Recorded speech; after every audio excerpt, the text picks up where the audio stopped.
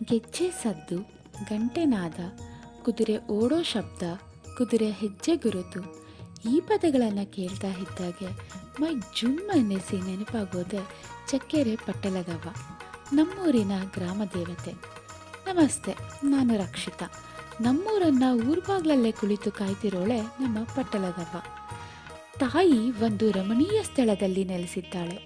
ಸುತ್ತಮುತ್ತಲು ಹಸಿರು ಹಾಸಿಗೆಯಂತೆ ಬಿಂಬಿಸುವ ಹೊಲಗದ್ದೆಗಳು, ಹಕ್ಕಿಗಳ ಕಲರವ, ಪ್ರಶಾಂತತೆಯಿಂದ ಕೂಡಿರುವ ಈ ಜಾಗ ಮನಸ್ಸಿಗೆ ತುಂಬ ಹಿತ. ಅದರಲ್ಲೂ ಇಲ್ಲಿ ಕಾಣಿಸ್ತಾ ಇರೋ ಮರ ಅಂತೂ ನೋಡುಗರ ಕಣ್ಮನ ಸೆಳೆಯುತ್ತೆ, ಅಷ್ಟು ಸುಂದರವಾಗಿದೆ.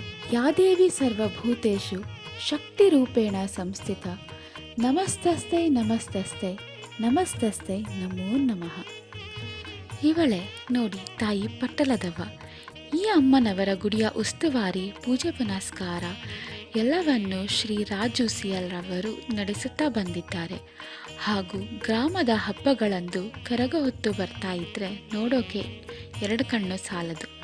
ಬನ್ನಿ, ಶ್ರೀ ರಾಜು ಸಿಯಲ್ ಪ್ರಧಾನ ಅರ್ಚಕರು ದೇವಸ್ಥಾನದ ಬಗ್ಗೆ ಏನು ಹೇಳ್ತಾರೆ ಕೇಳೋಣ ಬನ್ನಿ. ಗ್ರಾಮ ದೇವತೆ ಹಬ್ಬ ಎಷ್ಟು ವರ್ಷಗಳಿಗೆ ಒಂದು ಸರಿ ನಡೆಯುತ್ತೆ?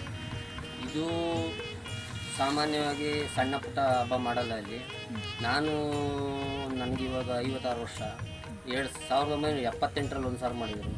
78 ಬಿಟ್ಟರೆ 22 ವರ್ಷ ಬಿಟ್ಕೊಂಡು 2000 ಇಸ್ವಿ ಮಾಡಿದ್ರು. 2000 ಇಸ್ವಿ ಬಿಟ್ಟು 16 ವರ್ಷ ಬಿಟ್ಟು 2016ರಲ್ಲಿ ಒಂದು ಸಾರಿ ಮಾಡಿದ್ರು.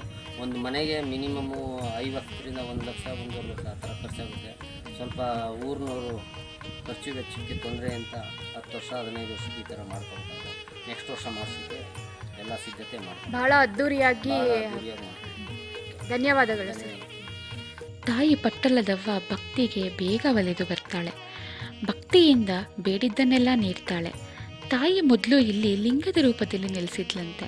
ನಾವು ಚಿಕ್ಕವರಾಗಿದ್ದಾಗ ಮುಸ್ಸಂಜೆ ಆಯಿತು ಅಂದರೆ ನಮ್ಮೂರಿನ ಎಲ್ಲ ಅಜ್ಜಿಯಂದಿರು ದೇವಸ್ಥಾನದ ಬಳಿ ಹೋಗಬೇಡಿ, ಅಲ್ಲಿ ತಾಯಿ ಸಂಚಾರ ಇರುತ್ತೆ, ಕುದುರೆ ಮೇಲೆ ತಾಯಿ ಬರ್ತಾಳೆ, ತಾಯಿ ಹೋಗೋ ಕುದುರೆ ಸದ್ದು ನಮಗೆ ಕೇಳಿಸುತ್ತೆ, ಬೆಳಿಗ್ಗೆ ಎದ್ದು ನೋಡಿದ್ರೆ ಅಲ್ಲಿ ಕುದುರೆ ಓಡಾಡಿರೋ ಹೆಜ್ಜೆ ಗುರುತಿರುತ್ತೆ, ಹೀಗೆಲ್ಲ ಹೇಳ್ತಾ ಇದ್ರು.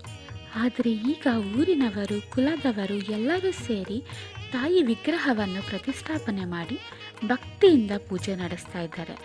ಪ್ರತಿ ಶುಕ್ರವಾರದಂದು ಇಲ್ಲಿ ಬರೋ ಸಮಸ್ತ ಭಕ್ತಾದಿಗಳಿಗೆ ಊಟದ ವ್ಯವಸ್ಥೆ, ಅನ್ನದಾನ ಕೂಡ ಇದೆ. ಚಕ್ಕೆರೆ ಸಂಪೂರ್ಣ ದರ್ಶನದಲ್ಲಿ ನಾನಿವತ್ತು ಪಟ್ಟಲದಮ್ಮ ದೇವಸ್ಥಾನದ ಬಗ್ಗೆ ಮಾತಾಡಿದ್ದೇನೆ. ಮತ್ತೆ ಮುಂದಿನ ದೇವಸ್ಥಾನಗಳು ಹಾಗೂ ನಮ್ಮೂರಿನ ಎಲ್ಲ ಸ್ಥಳಗಳ ಬಗ್ಗೆ ಮುಂದಿನ ವಿಡಿಯೋನಲ್ಲಿ ನಾನು ನಿಮಗೆ ತಲುಪಿಸೋ ಒಂದು ಸಣ್ಣ ಪ್ರಯತ್ನವನ್ನು ಮಾಡ್ತೀನಿ. ಧನ್ಯವಾದಗಳು.